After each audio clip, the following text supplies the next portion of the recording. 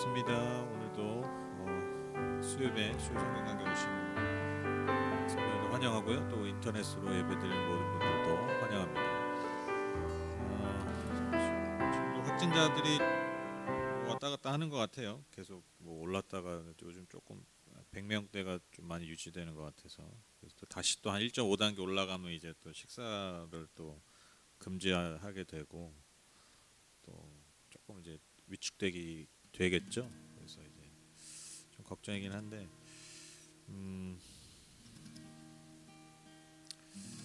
그 삶의 능력 중에 그 삶을 사는 능력이 이제 두 가지가 있는 것 같아요. 첫 번째로 어떤 상황을 바꿔내는 능력들. 그러니까 만약에 어떤 도전들이 있거나 장벽이 있으면 그것을 이렇게 극복하고 이렇게 바꿔버리는, 그것도 이제 일종의 좋은 능력이고 큰 능력이고 필요한 능력인데, 또 하나의 능력이 뭐냐면 그 주어진 것에서 또 잘 적응하고 또 그것을 긍정적으로 활용하는 것. 그러니까 그걸 바꿀 수 없는데 그거를 주어진 것들을 또 이렇게 잘 활용할 줄 알고 또 그것을 긍정적으로 또 발전적으로 잘 승화시키는 것.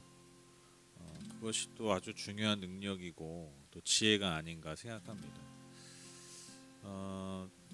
요즘 우리에게 필요한 능력이 또 이게 아닌가, 또 이런 지혜가 아닌가. 바꿀 수 없는 것을 자꾸 바꾸려고 하고 바뀌어질 상황들만 원하다 보면 어떻게 보면 우리가 금방 또 지치고 또 쓰러지고 또 좌절의 어떤 깊이나 폭이 더 넓어지고 깊어지는 것 같아요. 그런데 이제 우리가 주어진 것을 바꾸려 하기보다 그것 안에서 우리가 또 어떻게 적응하고 또 어떻게 그것을 활용하고 승화시키느냐, 그것이 우리에게 참 필요한, 특히 요즘 우리에게 필요한 지혜와 능력이 아닌가, 그런 생각이 듭니다. 그래서 오늘도 우리가 함께 찬양하고 또 예배할 때 또 말씀을 들을 때 하나님께서 우리에게 이런 상황 가운데, 어떤 주어진 상황 가운데서 우리가 삶을 살아내는 지혜와 하나님 능력을 주십시오. 우리가 그러한 좀 겸손한 마음으로, 소망하는 마음으로 우리가 함께 예배하고 찬양했으면 좋겠습니다. 우리 주의 힘을 나는 믿네. 우리 같이 우리의 연약함과 또 우리의 내면을 함께 좀 고백하면서 정직하게 우리 함께 좀 찬양하셨으면 좋겠습니다.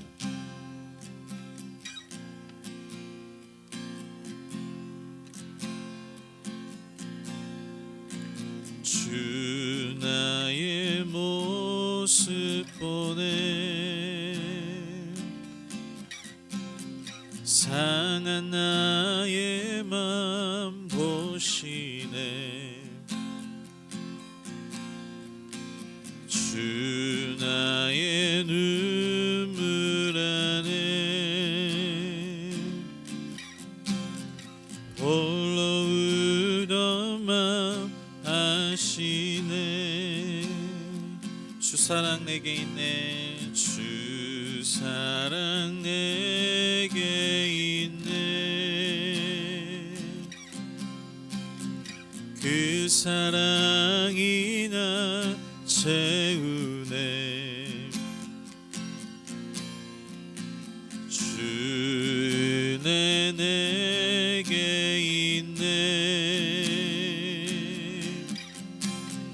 그 은혜로 날 세우네. 세상 소망 다 사라져가도 주의 사랑은 끝이 없으니 살아가는 이 모든 순간이 주 은혜임을 나는 믿네. 다시 한번 주 나의 모습 보네. 주 나의 모습 보네. 상한 나의 맘 보시네. 상한 나의 맘 보시네. 주 나의 눈물 안에, 주 나의 눈물 안에 홀로 울던 맘 아시네. 사랑 내게 있네. 주 사랑 내게 있네. 그 사랑이 나 채우네. 아멘. 그 은혜 내게 있네.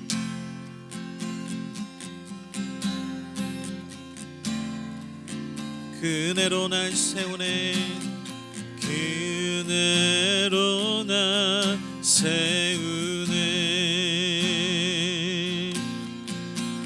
세상 소망 다 사라져가도 주의 사랑은 끝이 없으니 살아가는 이 모든 순간이 주 은혜임을 나는 믿네. 세상 소망 다 사라져가도 세상 소망 다 사라져가도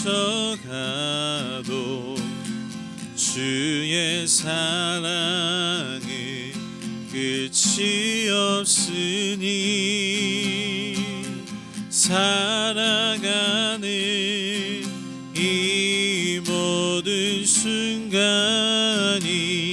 주 은혜임을 나는 믿네. 주 사랑 거친 풍랑에도 바다처럼 나를 잠잠케 해. 주 사랑 내 영혼의 반석 그 사랑 위에 서리.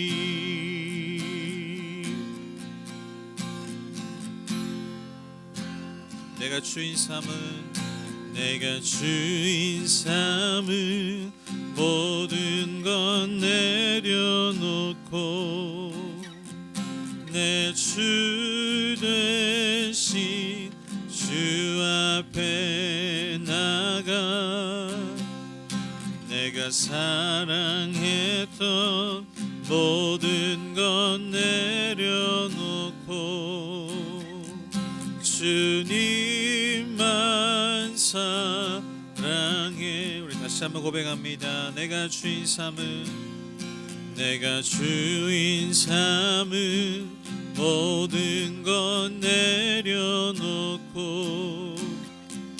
내 주 되신 주 앞에 나가 내가 사랑했던 모든 건 내려놓고 주님만 사랑해. 주 사랑 거친 풍랑에도 깊은 바다처럼 나를 잠잠케 해. 주 사랑 내 영혼의 반석 그 사랑 위에 서리. 주 사랑 거친 풍랑에도 주 사랑 거친 풍랑에도 깊은 바다처럼 나를 잠잠케 해. 주 사랑 내 영혼의 반석 그 사랑 위에 서리.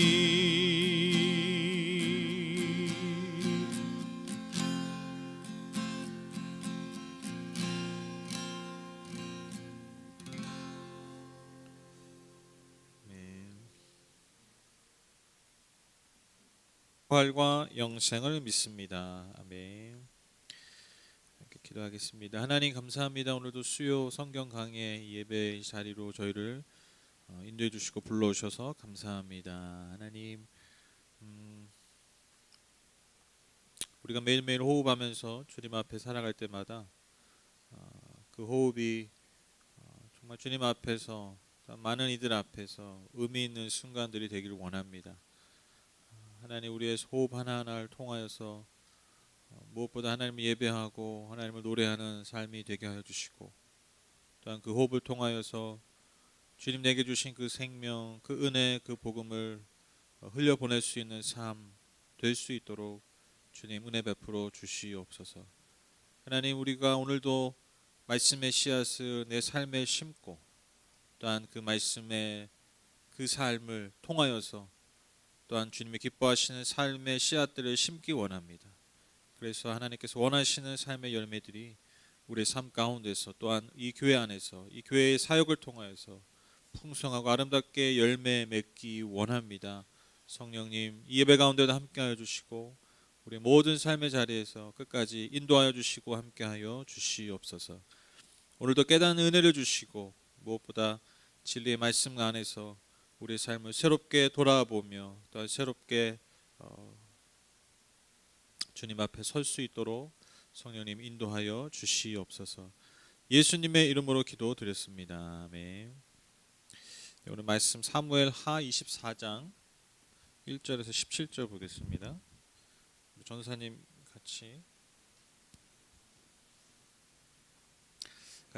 제가 먼저 읽겠습니다. 주님께서 다시 이스라엘에게 진노하셔서 백성을 치시려고 다윗을 부추기셨다. 너는 이스라엘과 유다의 인구를 조사하여라. 그래서 왕은 데리고 있는 군사령관 요압에게 지시하였다. 어서 단에서부터 브엘세바에 이르기까지 이스라엘의 모든 지파를 두루다니며 인구를 조사하여서 이 백성의 수를 나에게 알려주시오.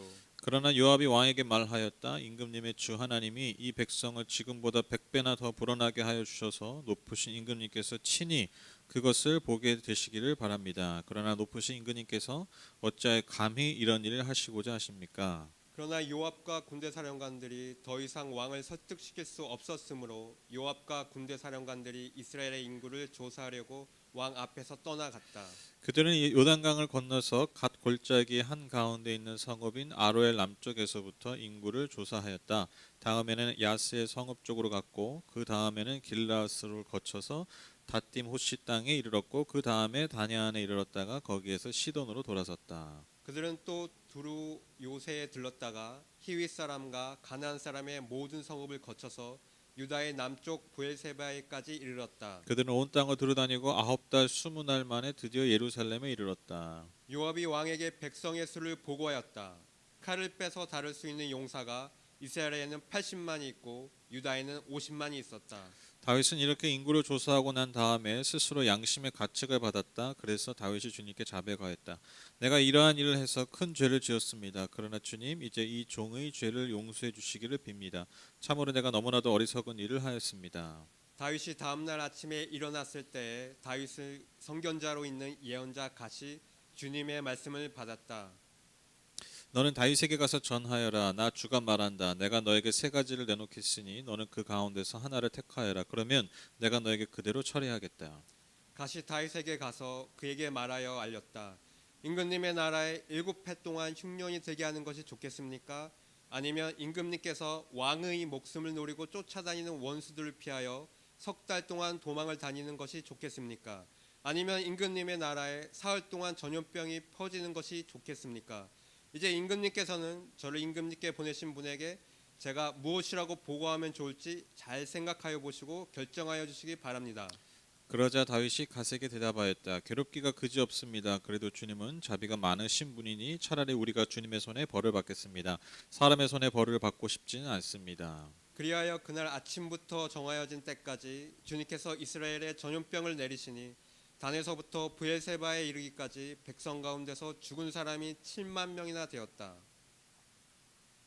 천사가 예루살렘 쪽으로 손을 뻗쳐서 그 도성을 치는 순간에 주님께서는 재앙을 내리신 것을 뉘우치시고 백성을 사정없이 죽이는 천사에게 그만하면 됐다. 이제 너희 손을 거두어라 하고 명하셨다. 그때 주님의 천사는 여부스 사람 아라우나의 타작마당 곁에 있었다. 그때 다윗이 백성을 쳐 죽이는 천사를 보고 주님께 아뢰었다. 바로 내가 죄를 지은 사람입니다. 바로 내가 이런 악을 저지른 사람입니다. 백성은 양떼일 뿐입니다. 그들에게는 아무런 잘못도 없습니다.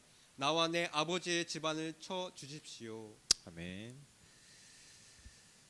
네, 이제 드디어 사무엘하의 마지막 이야기입니다. 물론 이제 좀 굉장히 좀 비극적인 이야기죠.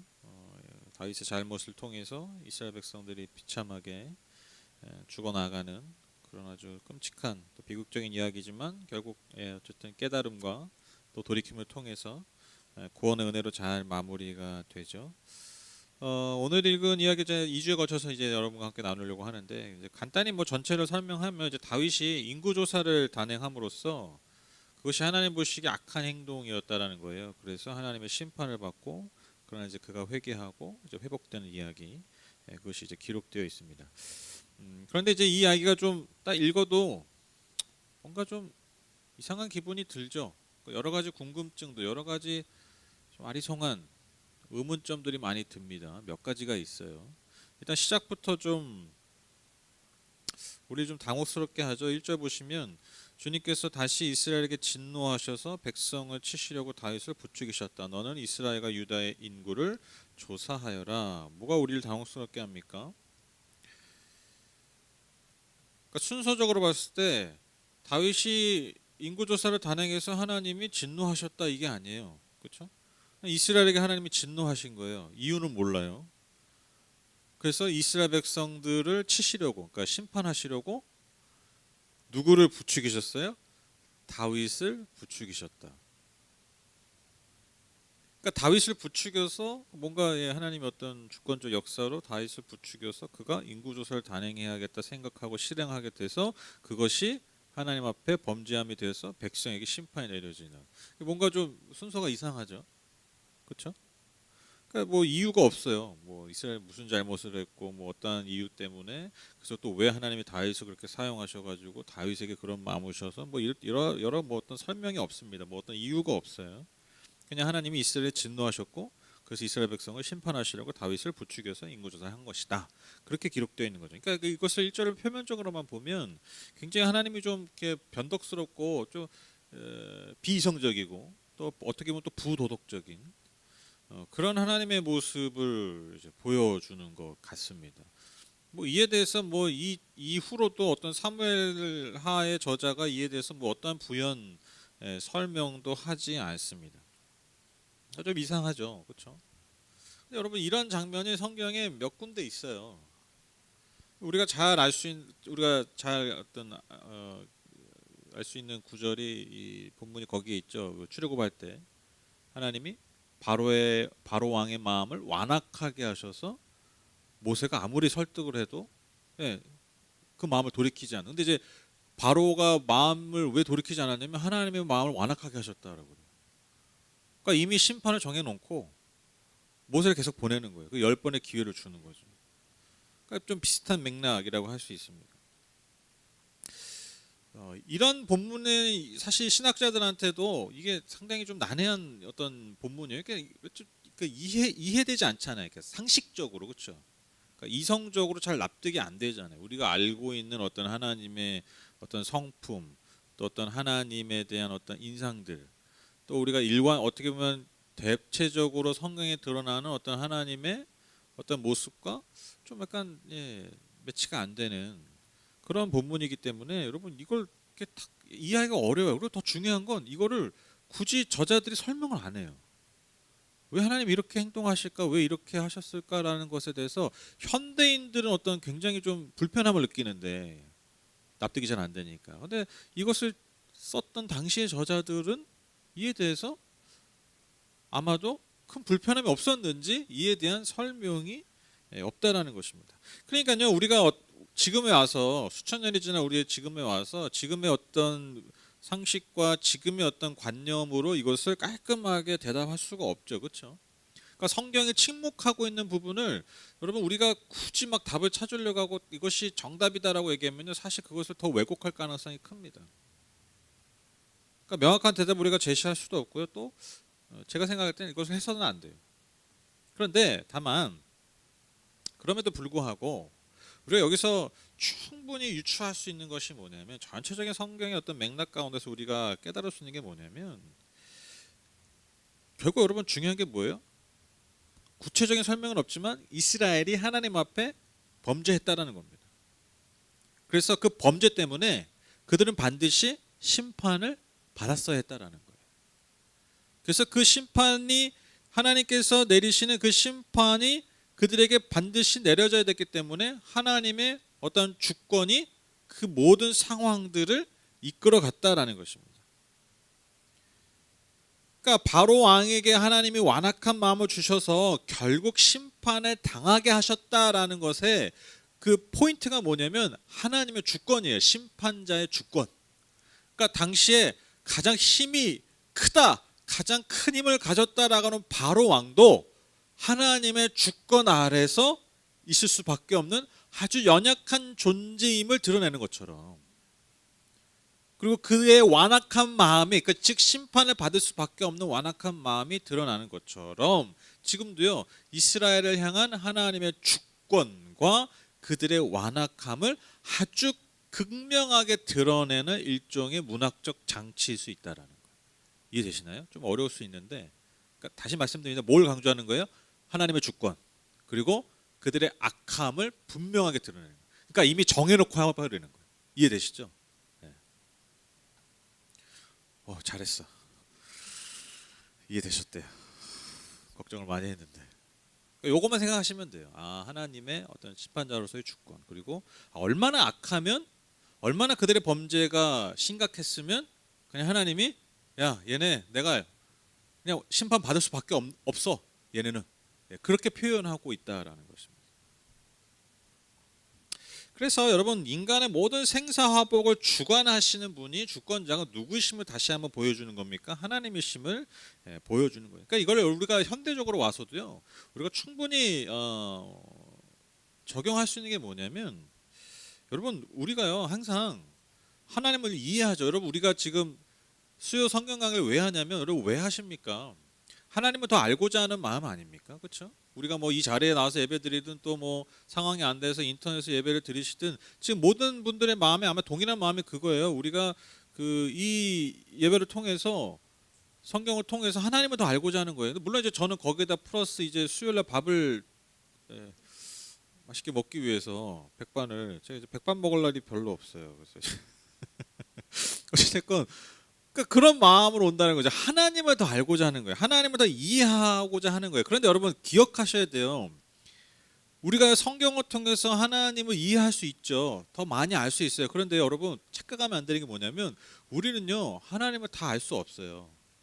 그러니까 내가 가지고 있는 사고방식, 내가 가지고 있는 이해의 수준과 내가 가지고 있는 경험을 항상 뛰어넘는 분임을 우리가 인정해야 돼요. 그리고 여러분 우리가 기대하고 있는 하나님이 있잖아요. 그렇죠? 근데 여러분 하나님은요, 꼭 이 말 되게 중요합니다. 우리의 기대에 꼭 부응해야 되는 분이 아니죠. 그러니까 그걸 인정할 줄 알아야 된다는. 하나님 역시 항상 나랑 마음에 안 맞아. 제가 이 말씀을 드리는 게 아니라 하나님이 그런 분이라는 게 아니라, 하나님은 일을 이렇게 하니까 하나님 일을 이렇게 하셔야 돼. 우리가 막연하게 그냥 당연하게 생각하고 있는 하나님에 대한 어떤 반응에 대한 기대 있잖아요. 상식적인 반응. 그걸요 우리가요 마땅하게 여겨서는 안 된다는 거예요. 그러니까 여러분 이러한 불편한 본문도 우리가 도대체 이해할 수 없는, 저자마저 침묵하고 있는 이 하나님의 어떤 우리의 이해와 상식을 뛰어넘는 모습을 통해서 우리가 오늘날 적용하는 게 뭐라고요? 하나님이 항상 내 기대에 부응하실 필요는 없어. 그럼 누가 주권자입니까? 내가 주권자예요. 그 관계에 있어서 누가 주권자예요? 내가 주도권을 잡겠다라는 거거든. 이건 예배자의 모습이 아니죠. 그래서 우리가 이러한 본문을 통해서 늘 겸손하게, 맞아, 하나님은 우리의 기대에 내가 예상하는 것에 늘 응답하시고 늘 부응하실 필요가 없는 분이야. 맞아, 내가 잊고 있었네. 그것을 우리가 겸손하게 인정하고 넘어가면 됩니다. 다시 좀 이 본문 내용으로 좀 더 들어가면, 그래서 이제 다윗이요, 이제 군사령관인 요압에게 인구 조사를 명합니다. 근데 여러분 아시죠? 요압이 뭐 이렇게 하나님 앞에 신실한 인간이 아니잖아요, 그렇죠? 그런데 이 요압마저 그걸 말려요. 아니 지금 왕이 뭐 하시는 겁니까? 지금 하나님의 이게 얼마나 하나님 앞에 큰 죄인 걸 모르십니까? 그러니까 요압도 말릴 정도로 사실 이게 큰 문제라는 거예요.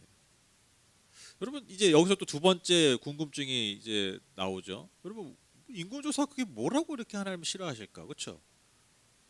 아니 백성이 몇 명 있는 거 좀 알겠다는데 오늘 예배 몇 명 나오셨나? 하나, 둘, 셋, 넷, 다섯, 6분. 오늘 많이 나오셨어요, 오랜만에. 6분이나 나왔어요. 이거 뭐 우리 뭐 2단계, 2.5단계 가도 여러분 우리 수예배 드릴 수 있어요. 이 정도 숫자면 20명 안까지 되니까. 뭐라고 그거 좀 셌다고. 근데 여러분 이게요, 성경이 일관되게 구약 상황에서 특히 인구를 조사, 왕이 인구를 조사하는 건요, 뭘 표현하는 거냐면, 왕이 뭘 드러내는 거냐면 하나님을 향한 불신을 드러내는 행위예요. 왜 그러냐면 하나님이 이스라엘 백성에게 약속하신 것이 있어요. 그게 뭐냐면 창세기 20장 4절, 너의 자손이 하늘의 별처럼 많아지게 하고 그들에게 이 땅을 다 주겠다. 이 세상 모든 민족이 내 씨의 덕을 입어서 복을 받게 하겠다. 하나님께서 그 아브라함과 이삭과 야곱에게 끊임없이 하신 약속이 있죠. 너의 자손을 하늘의 별과 같이 바다의 모래같이 많게 하겠다. 그렇게 약속하셨잖아요.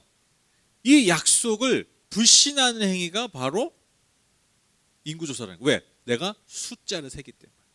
내가 기억하고 그것을 확인하려 하기 때문에.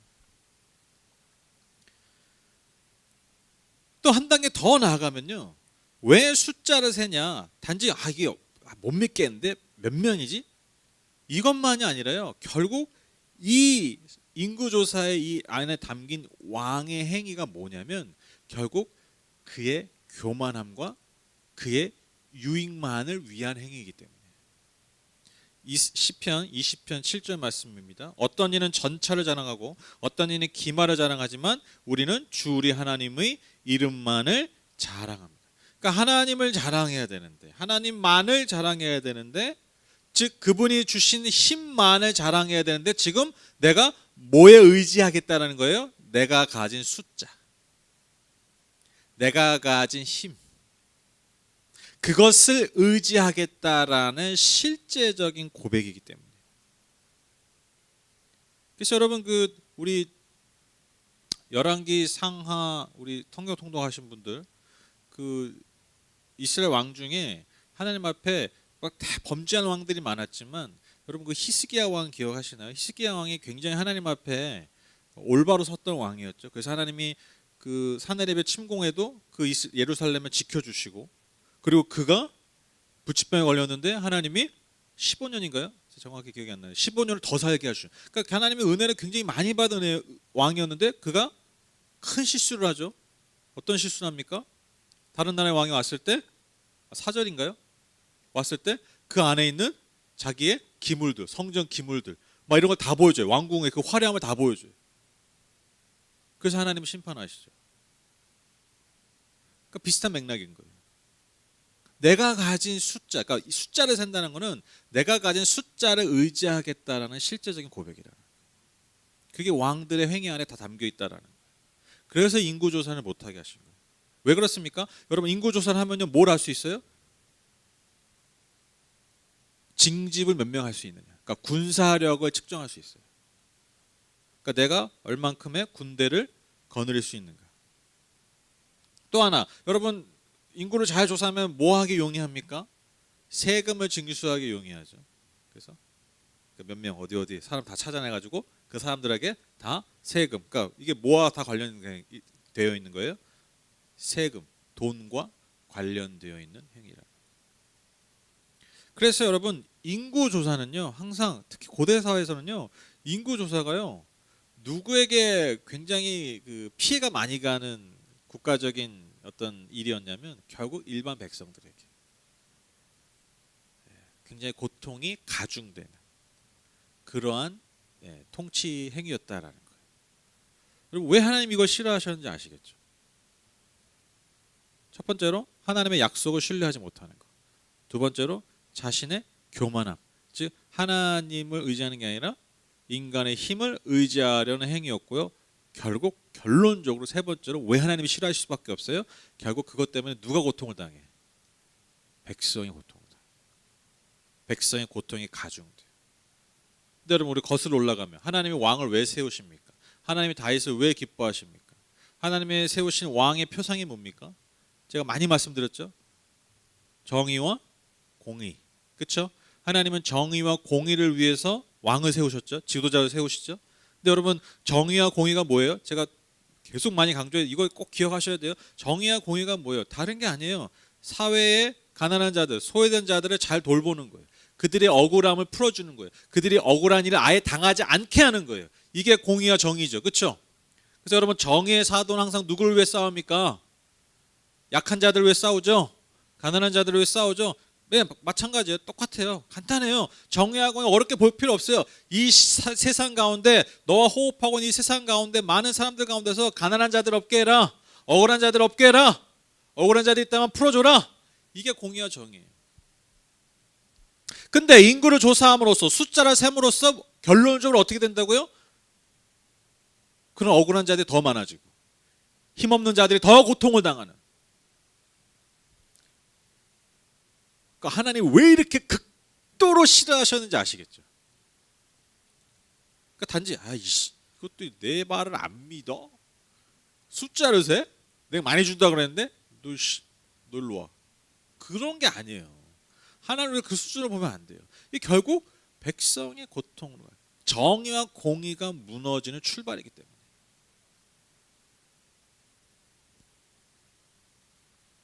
그러니까 다윗이 얼마나 지금 하나님의 뜻에 벗어나 있는지 알 수 있죠. 이 행위 아래.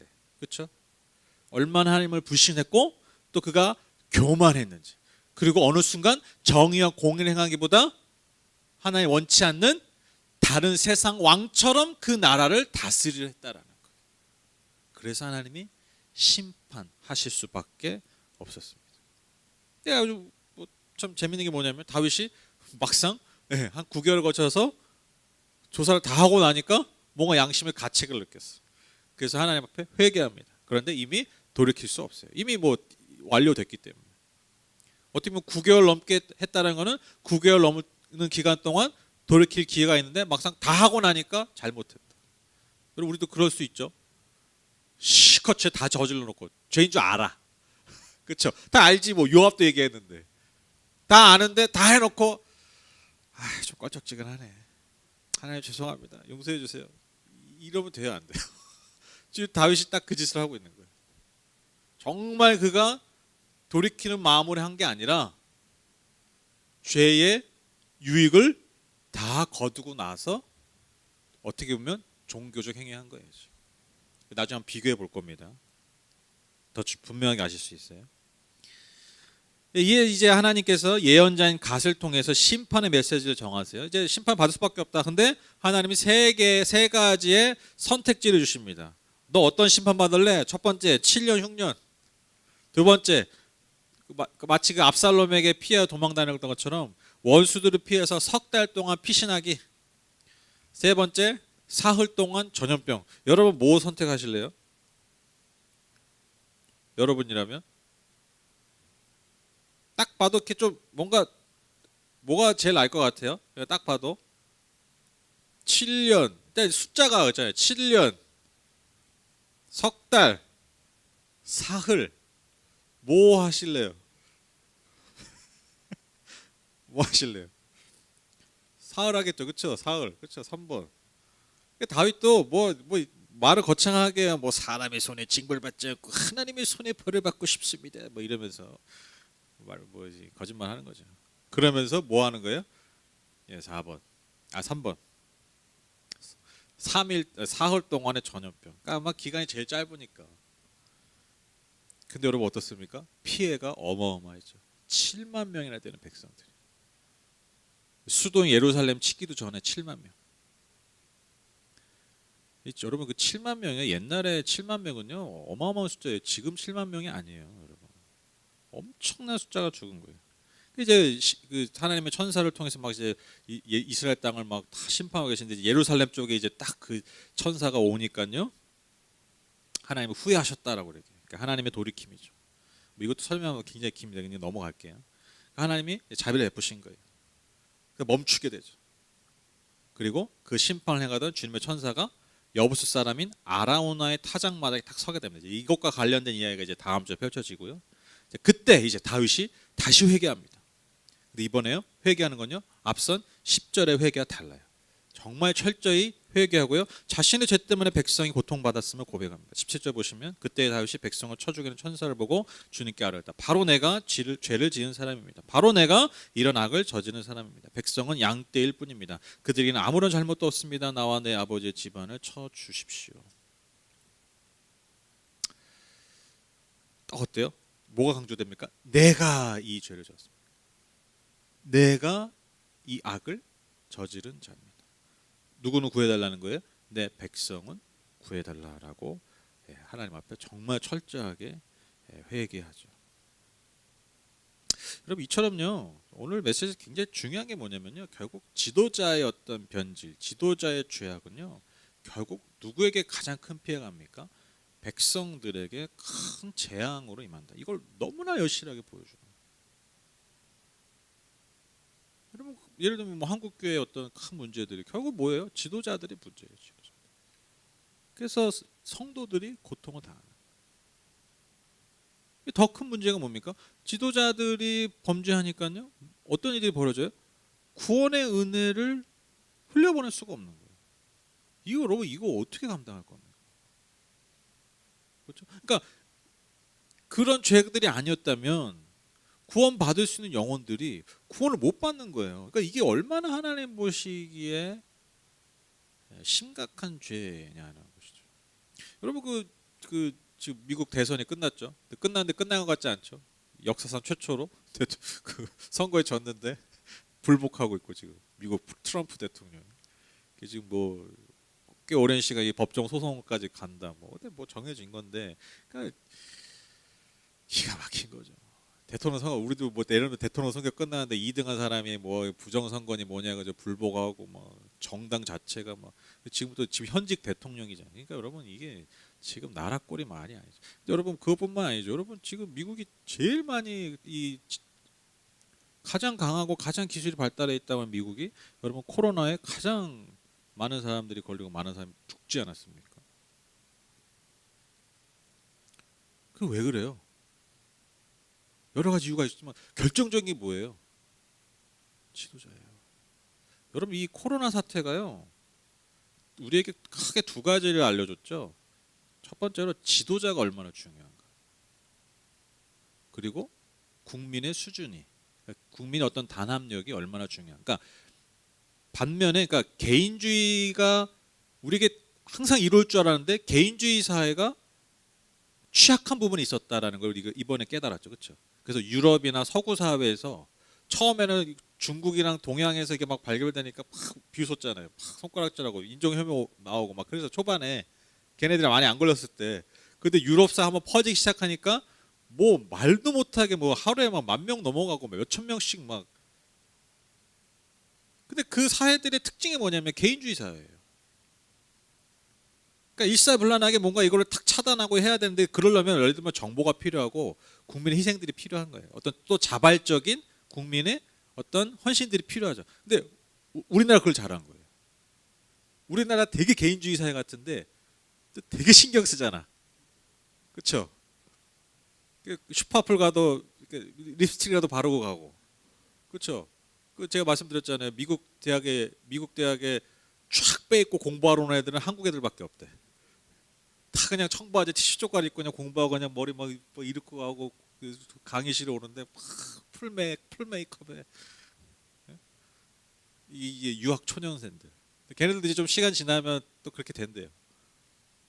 그러니까 되게 개인주의 같은데 사실 굉장히 공동체적인 사회가 우리나라. 그러니까 어떻게 보면 참 이게 우리나라가 뭐 여담이지만 이 코로나 사회 이 시절을 통해서 뭐 이건 뭐 개인 제가 뭐 그래요. 그냥 은혜죠. 뭐가 은혜냐면 뭔가 우리나라 문화와 그거에 많이 맞았어. 이 질병을 어떤 관리하는 게. 그러니까 개인적으로 잘 지키면, 그러니까 개인주의가 있으면서도 뭔가 공동체성이 강한 그런 민족이라는 거예요. 그러니까 개인주의가 꼭 좋은 게 아니다. 그게 모든 시대의 어떤 현대 사회에 뭐 가장 제일 어떤 그런 거 있잖아요. 근데 그것이 오히려 그 개인의 삶을 행복하고 풍성한 게 아니라 오히려 망칠 수도 있다. 그러니까 우리는 우리 홀로만 살 수가 없다. 나만의 유익만 추구하고서는 살 수 없다. 그걸 저는 이번에 깨달은 것 같아요. 제 나름 해석이에요. 다시 돌아와서 지도자가 얼마나 중요한가, 얼마나 투명하게, 얼마나 정직하게 그런 것들을 집행하고 이끌어가는 것이 얼마나 중요한가를요 정말 많이 보여주고 있어요. 저는 개인적으로 그것을 잘 보여준 게 우리나라, 미국이라 생각해요. 그러니까 고통 누가 당해요? 아니 지도자들이야 뭐 코로나 걸리면 뭐 제일 좋은 의사들, 제일 좋은 시설에 금방 갔다 뭐 금방 나오지 뭐 걔네들이야. 그러니까 일반적으로 흑인들은 뭐 그냥 죽어 나가는 거예요. 검사도 제대로 못 받아요. 그냥 집에 있다가 죽는 거예요. 감염을 부르고. 그러니까 여러분 지도자가요 자기에게 맡겨진 사명이 뭡니까? 하나님은요 뭐 세상 지도자든 뭐 교회 지도자든 뭐 믿는 지도자 다 하나님 보신 기준이 뭡니까? 너희들이 정의와 공의를 행하는 거야. 이게 하나님의 변치 않는 기준입니다. 그런데 여러분 자신에게 맡겨진 이 사명이 아니라 숫자, 즉 나의 욕망이 투영된 숫자에 관심을 가지기 시작하면요, 그걸로 나의 통치의 힘으로 삼기 시작하면 전염병처럼 백성들이 고통을 당합니다. 상징적으로. 그러니까 여러분 한국교회가 왜 망하기 시작합니까? 숫자에 관심 가지기 시작합니다. 사람 숫자, 성전 평 숫자, 크기, 헌금 숫자. 그 숫자라는 우상 앞에 절하기 시작하고부터 뭘 안 믿는 거야. 그러니까 하나님의 약속을 합니다. 오늘 다윗처럼 누굴 자랑하는 거예요? 하나님을 자랑하는 게 아니라 내 힘, 내 숫자를 자랑하는 거예요. 결과가 뭐예요? 백성의 고통. 똑같죠. 그렇죠? 역사가 똑같이 반복돼요. 저는 아주 너무 재밌는 게 뭐냐면 지금 다윗이 숫자를 의지했잖아요. 그래서 심판도 뭘로 선택한 거야? 숫자로 선택했죠. 제일 작은 수. 그렇죠? 역설적으로 엄청난 고통을 당하죠. 너무 재밌지 않으세요? 너무 재밌어요 지금 요거. 많은 숫자를 기대했다가 심판받으니까 무서워서 작은 숫자 선택했는데 네, 더 큰 심판을 당한다. 하나님이 가르쳐 주시는 거예요 지금. 그래서 여러분 우리가 지도자를 잘 선택해야 되고요. 또 우리가 지도자를 잘 협력해야 되는 이유고요. 그리고 여러분 사실 민주사회에서 지도자는요 또 어떻게 보면 주권이 또 누구에게 있습니까? 우리에게 있어요. 우리가 선거에서 뽑잖아요. 그렇죠? 우리가 늘 깨어서 뭐에 관심을 가져야 돼요? 숫자에 관심을 가지는 게 아니라 하나님의 공의와 정의가 잘 실현되는 것. 그것이 뭐 세상이든 교회든 어디든 그것이 우리가 관심 가져야 될 숫자라는 우상이 아니라 우리가 관심 가져야 될, 우리가 선택해야 될 가장 중요한 기준이 돼야 된다. 이건 뭐 변함이 없어요. 시대를 초월해서.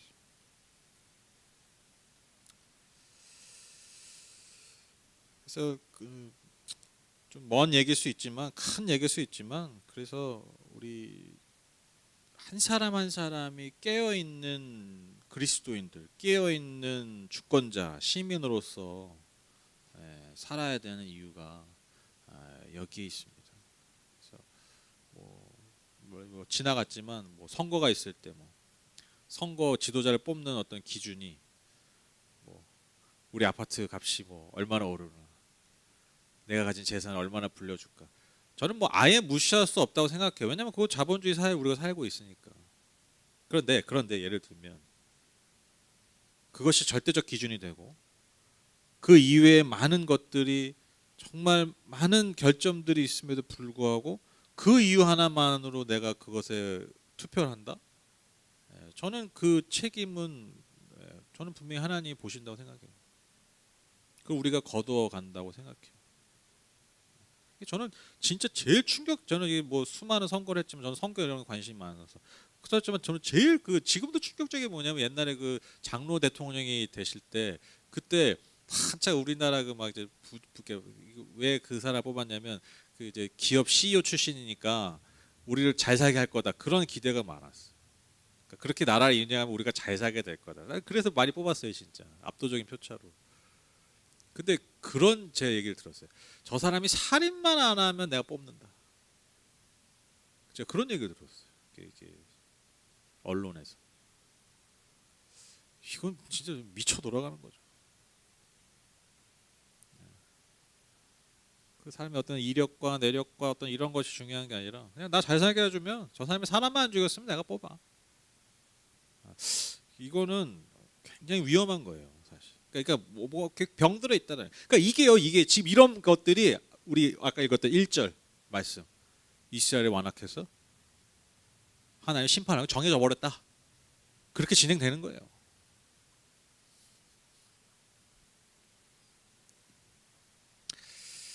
우리도 지도자입니다. 그래서 여러분이 지도자십니다. 마지막으로 간단하게 그래서 여러분 진정한 회개가요 결국 구원의 통로입니다. 이게 뭐 계속해서 나옵니다. 진정한 회개, 진정한 돌이킴. 랩하는 것 같은데? 진정한 회개. 10절 보세요. 10절. 재밌어요. 첫 번째 회개한 겁니다. 다윗이. 아이고 잘못.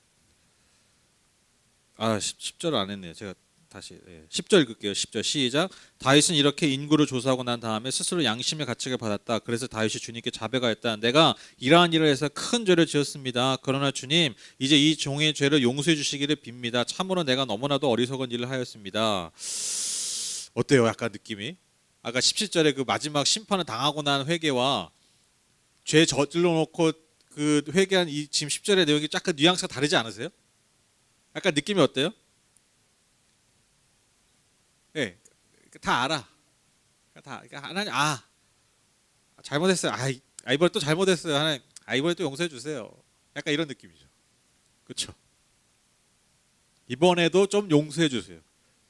보세요. 내가 큰 죄를 지었습니다. 그러나 주님 이제 이 종의 죄를 용서해 주시길 빕니다. 뭔가 용서를 요구하고 있죠. 그렇죠? 그러니까 하나님 용서해 주시는 게 당연한 거야. 이게 우리가 수없이 하는 회개의 어떤 단면일 수 있어요. 그렇죠?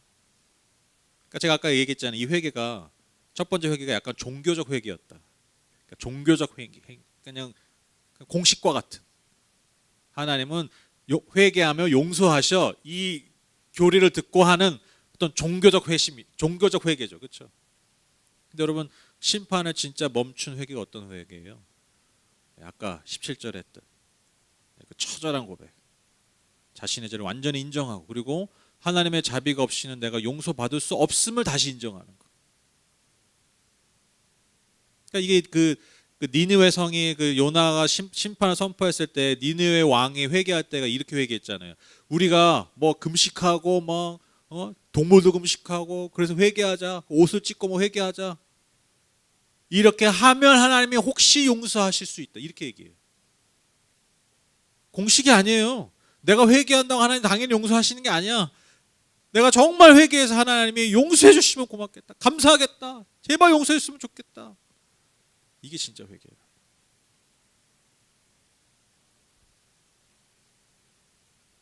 그래서 여러분 이제 다윗이 이제 어떻게 정말 그 회개를 어떻게 정말 구체적으로 했는지 정말 어떠한 그 돌이킴이 있었는지 우리가 이제 다음 주에 마지막 본문을 살펴보면서 더 깊게 좀 보겠습니다. 근데 다시 한번 강조드리면 여러분 이 계속 반복돼요 이 장면이. 그러니까 진정한 회개가 항상 하나님의 은혜의 통로입니다. 그래서 여러분 우리가 이제 성경 통독하시는 분들 이제 예언서 이제 읽기 시작할 거거든요.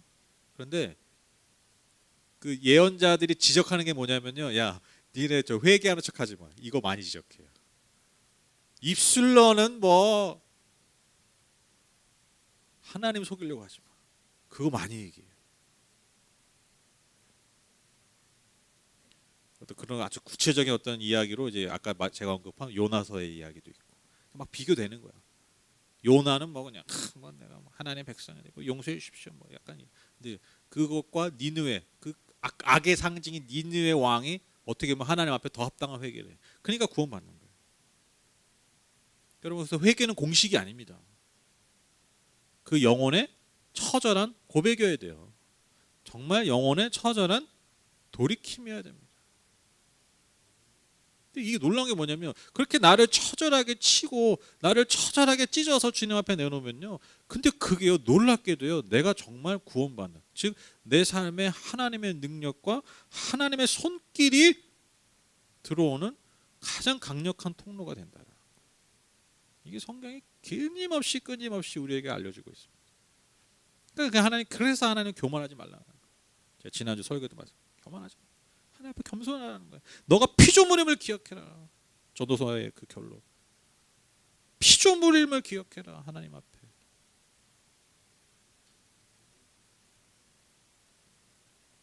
결론을 맺겠습니다. 오늘 설교의 제목은 숫자라는 우상입니다. 숫자라는 우상. 숫자라는 우상. 우리가 사실 가장 연약한 지점이죠.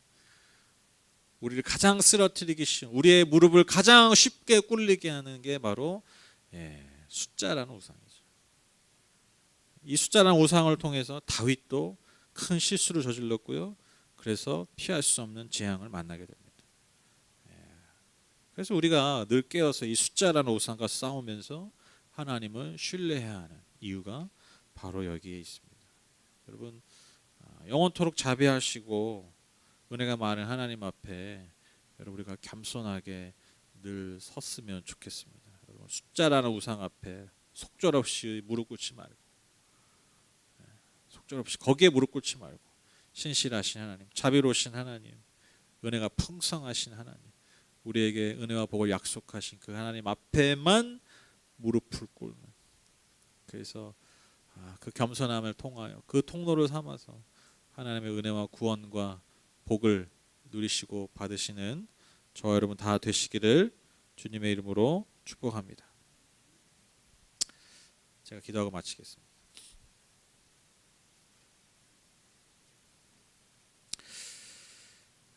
하나님 감사합니다. 오늘 사무엘하를 마무리해 가면서 참 재밌는 게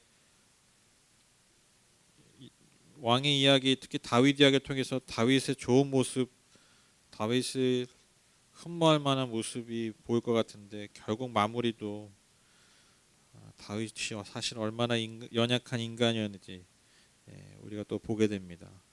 마치 하나님 우리에게 이렇게 말씀하신 것 같습니다. 그게 너야, 그게 인간이야.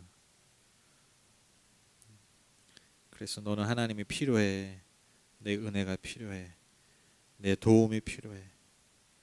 하나님이 뭔가 우리를 정죄하시려고 우리에게 이런 말씀 주시는 게 아니라 우리를 더 구원해 주시고 더 사랑해 주시고 더 은혜를 베풀어 주시고 싶은 마음으로 이러한 이야기들이 읽히게 됩니다. 주님, 우리가 그런 하나님 앞에만 온전히 예배하고 무릎 꿇는 그런 참된 신앙인들이 되게 하여 주시옵소서. 이 시대 너무나 많은 그 숫자라는 우상 앞에 무릎 꿇지 않고 절하지 않고 오직 한 분이신 하나님만을 섬기며 예배하며 그분과 동행하는 우리 모두 되게 하여 주시옵소서. 하나님, 오늘도 주신 은혜 감사해서 주님 마음을 담아 뜻을 담아 예물을 드립니다.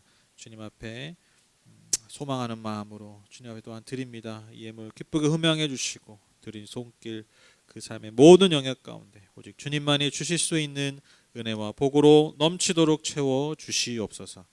예수님의 이름으로 기도드렸습니다. 아멘.